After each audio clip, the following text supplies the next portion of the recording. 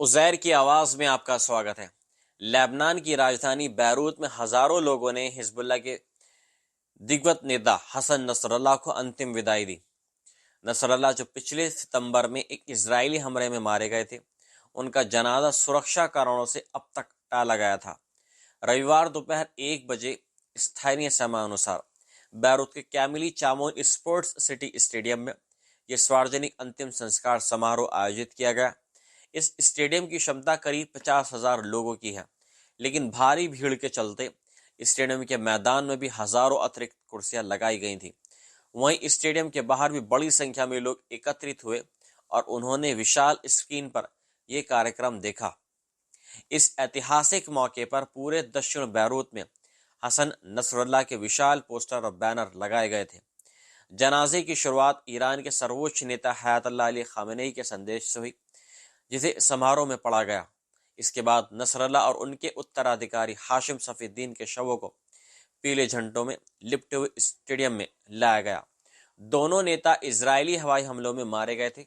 जैसे ही जनाजे की गाड़ियां स्टेडियम में दाखिल हुई, वहां मौजूद भीड़ ने नारे लगाए और फिर शांति से उन्हें अंतिम यात्रा पर विदा किया। हिजबुल्लाह के नए नेता नईम कासिम ने अपने भाषण में कहा है कि संगठन नसरल्लाह के बताए रास्ते पर चलता रहेगा। मीडिया रिपोर्टर्स ने बताया कि हसन नसरल्लाह लेबनान के शिया समुदाय के लिए सिर्फ एक नेता ही नहीं है, बल्कि एक पिता की तरह है। हिजबुल्लाह के वरिष्ठ अधिकारी अली दामूश ने बताया कि इस जनाजे में 65 देशों से 800 से अधिक प्रतिनिधि शामिल हुए थे, जिनमें राजनीतिक और सामाजिक कार्यकर्ता भी इसमें शामिल थे। इस अंतिम संस्कार को हिजबुल्लाह के शक्ति प्रदर्शन के रूप में देखा जा रहा है। एक्सपर्ट्स का मानना है कि इस आयोजन से ये संदेश दिया गया है कि हिजबुल्लाह केवल हथियारों से ही नहीं, बल्कि अपने समर्थकों से भी एकजुटता की तरह ताकतवर है।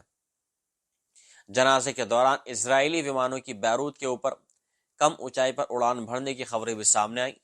लेबनान की राष्ट्रीय समाचार एजेंसी के अनुसार इजरायली लड़ाकू विमान बैरूत और उसके आसपास के इलाकों में दिखाई दिया, जिससे तनाव और बढ़ गया। हसन नसरल्लाह को बैरूत के एयरपोर्ट रोड के पास एक स्थान पर दफन किया गया था, जबकि हाशिम सफीद्दीन को दक्षिणी लेबनान के देर कानून इन नहर में उनके गृहनगर में दफन किया गया। ये जनाजा न केवल लेबनान बल्कि पूरे क्षेत्र में एक बड़ा राजनीतिक संदेश देने वाला था।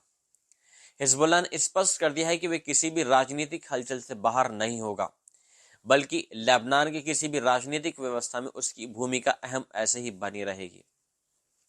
मिलता हूं मैं आपसे अगली वीडियो में। जय हिंद।